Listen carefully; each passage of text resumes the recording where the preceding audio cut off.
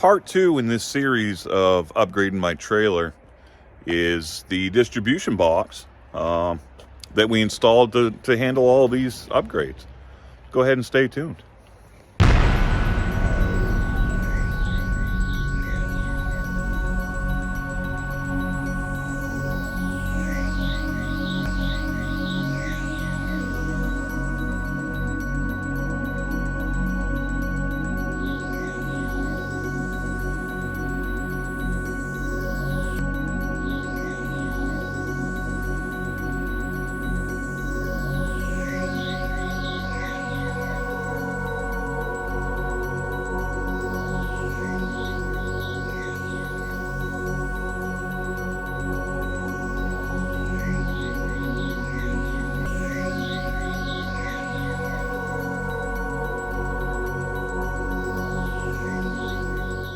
So for a distribution box, I found this one at Lowe's. It's kind of not what I'm looking for. I want a little easier access. I don't want to have to unscrew this to get to everything. I wanted something I could just open up.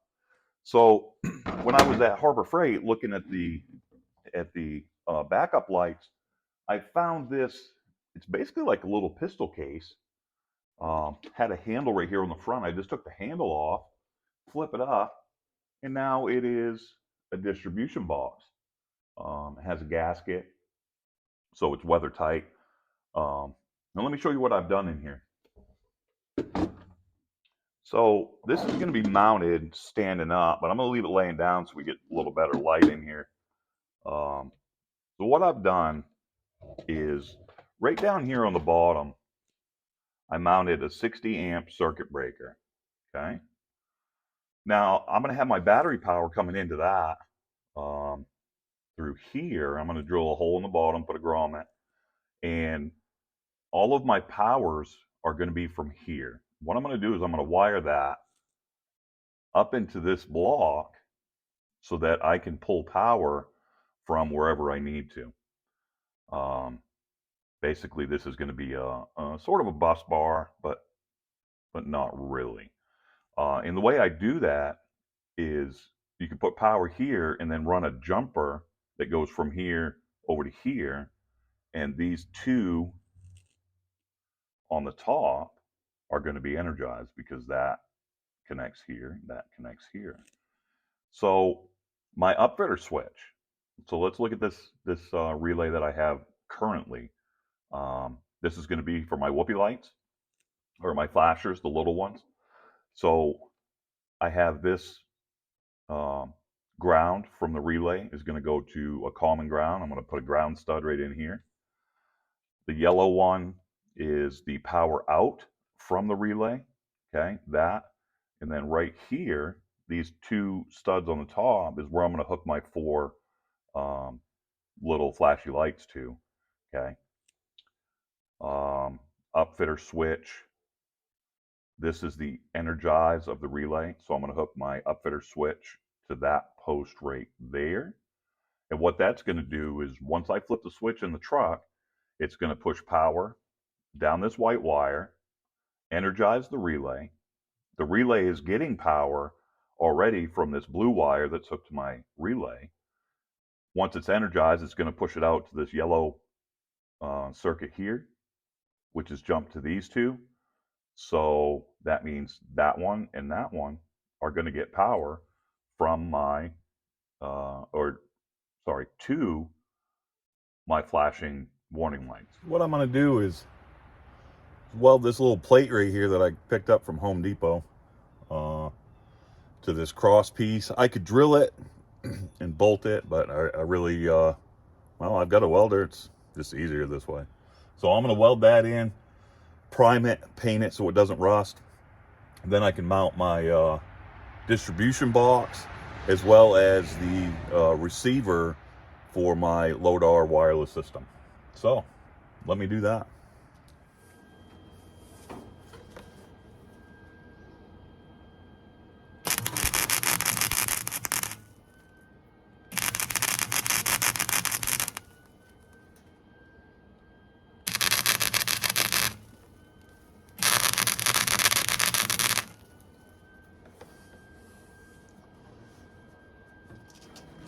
So here's my distribution box, my panel. This one here is for the wireless remote. This is going to be for all my other accessories. I think it came out pretty good.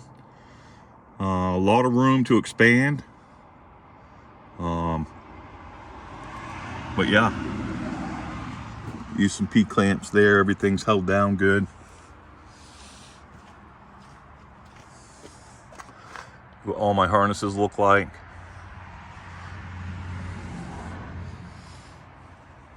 All right, I'm going to show you how I do my wiring harnesses real quick. This doesn't really require a whole lot of special stuff. I bought these Deutsch connectors. I bought a kit off of Amazon. Came with these ratcheting crimpers. So what I'm going to show you is one side of the harness. The other side is going to be basically the same. So I first start off by, of course, measuring out my wire and then putting it into this sheathing. Okay, this plastic wire loom. And the best way to do that, I don't know if you can see that, is bend that back and push it in with your thumb. Takes a long time if you've got a long run to do. But that's right there is basically what you end up with. You want a couple of inches sticking out here because you're going to heat shrink this and then also put a connector on the end. So for the heat shrink,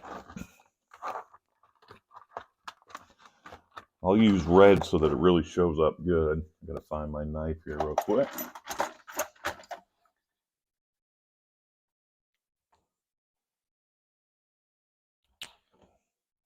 I'm gonna use, I don't know, what is that, about 1.5 inches, maybe. I'm gonna feed that over, then I'm just gonna let it be. I'm not gonna touch it quite yet. So the next thing I wanna do is I'm gonna strip off just a little bit of this wire, okay?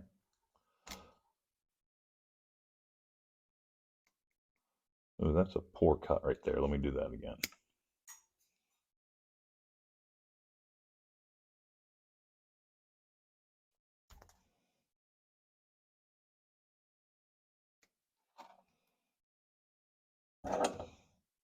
Okay. Now I have to decide, do I want the male or the female on this end? Okay. This one being the male, that one being the female. I usually like to put the male on the light side.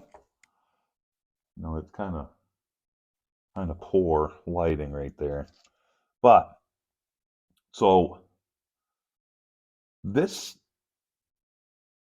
end of it, okay, takes a socket, whereas this side takes the pin. Okay, so I'm gonna grab my little sockets.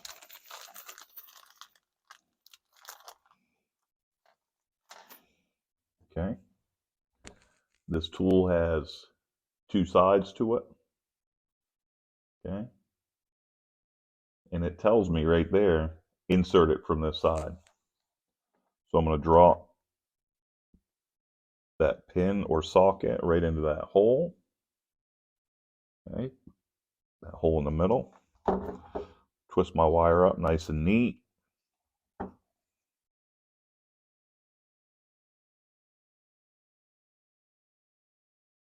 I'm going to poke it in there like that. Hope we can see that. And crimp that.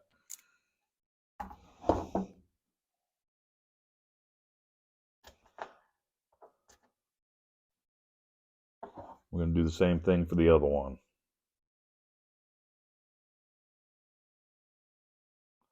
My garage is not quite as well lit as I had hoped it was. And clip that.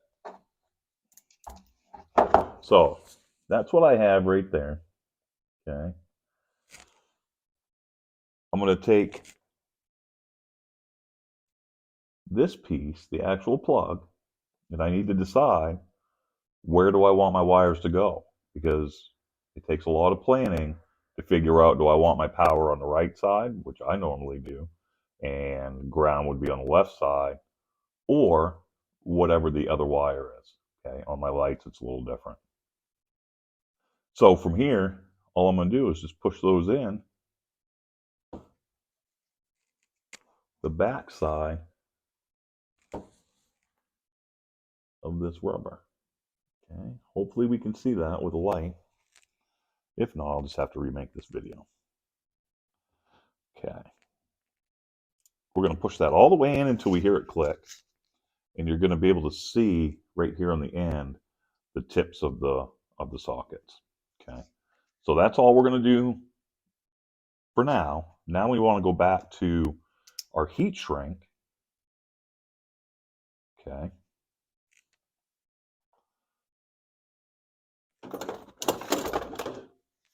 and we're going to heat shrink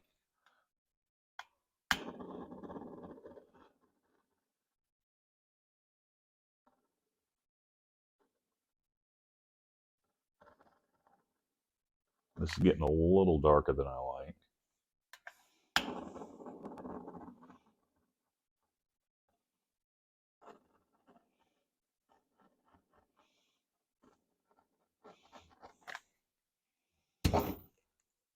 Okay, and that is what we end up with right there. Okay, got a little scorch mark right there. Not real happy with that. Okay, on the other end of this plug are these little caps that just snap right in there. Okay, the only other thing that I might want to do, if I'm not going to add any more wires to this harness, is I'm going to take these little white plugs and the two holes, because this was a 4-circuit, the two holes I'm just going to plug with these little white plugs.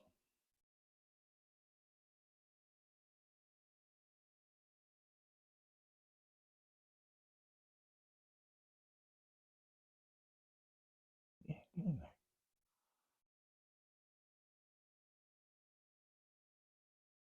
Okay, so there you have it.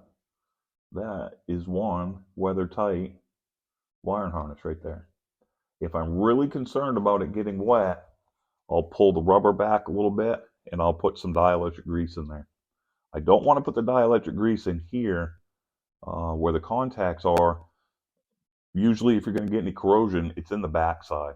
So I would pull that rubber back and kind of squirt some dielectric grease in there. And then once you, because of this rubber O-ring, once you connect that, that is a weather-tight seal. All right, that's how I make my harnesses.